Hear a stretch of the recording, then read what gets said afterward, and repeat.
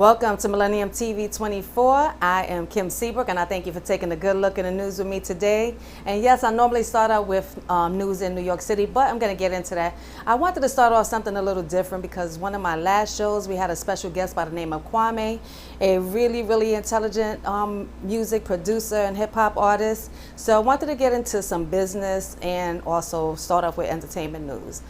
Because hip-hop is really mainstream. It's all over the world. It's in every movie you could possibly think of, from kids shows to adult shows, and huge overseas. So just let's get into this, right? So growing your career as an artist, because a lot of these artists don't know what it is to have the business mind behind it. So there is a difference between pursuing rap as a hobby versus a career. Pursuing your passion for music as a career is not easy and can take up a lot of your work. The dynamics of today's music has successfully opened the doors for many such artists to grow their fans base a millionfold early. So if you consider making a profession as an artist, here are a few things just to think about before you embark on your journey to hip-hop royalty. So before pursuing a career in the music industry, educating yourself will ensure the chances of building a sustainable career. There's a difference between making music as a hobby and making music as a profession. Just like in business, presentation is important.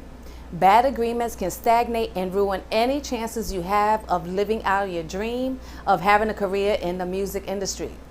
So someone mentions having a very good music lawyer for counsel before getting involved with a record company. Very important. For a record company, dealing with management or production company can save you from a lot of bad agreements. More importantly, be patient and consistent. Create a hit song. Creating a catchy song that people can't help but listen to won't happen overnight.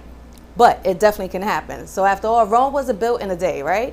Consistency and patience are the two true virtues of living. So it's a true grind, and if having a career in the music industry is your passion, be open to all opportunities that aren't what you had originally set out to do, but keep you in the industry until you're able to make the shift to your passion.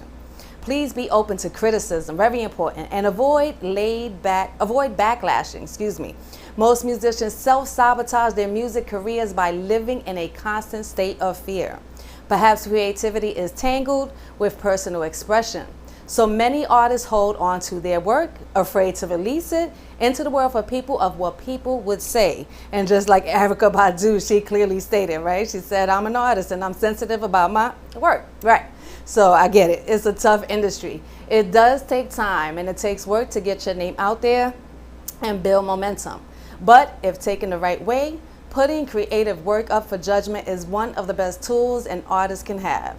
So they also mentioned that it doesn't matter what you do, there will always be someone who finds a fault. Trust me, especially with social media these days. So when you are in a subjective field like making art, just focus on the bigger picture. Dealing with criticism is just part of putting yourself out there as an artist. Creating good content. Being a vocalist, quality time spent on making music is really important. Improvise with different techniques. Develop your voice as an instrument, and also embrace every opportunity that you get. Cultivating a reputation for being well-rounded, multi-talented performers, many artists can grab more opportunities themselves than making music alone. It would have afforded them. But being an artist can also involve developing a compelling stage presence. Learning different techniques is very important. Choreography and finding ways to connect with the audience. That's a huge thing. Connect with your audience. They love that, the engagement.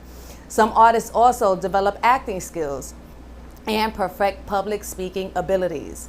Still others may perform or play instruments and compose their music and lyrics. So again, these are some very important tips. I hope that you paid attention, and there's more information out there. Don't be afraid. Get in tune and get ahead and live your passion. Next, New York wants to create a 24-hour party zone similar to Berlin. So the coronavirus pandemic devastated New York City's famed nightlife scene, but the city is considering a new pilot program to create 24-hour nightlife zones where bars and clubs wouldn't ever have to institute a last call. We are recommending this as a pilot to identify areas where 24-hour use might be appropriate. And this was spoken by Senior Executive Director of the New York City Office of Nightlife. He mentioned that new licenses that committed to hosting community programming in exchange for this allowance in certain areas has proved widely successful. She also added that 24-hour nightlife zones are already popular in other destinations like Amsterdam and Berlin. They actually help reduce conflicts and quality of life concerns by not having everyone rushing out and rushing in. As it stands, New York has a last call of 4 a.m., one of the latest in the country. Any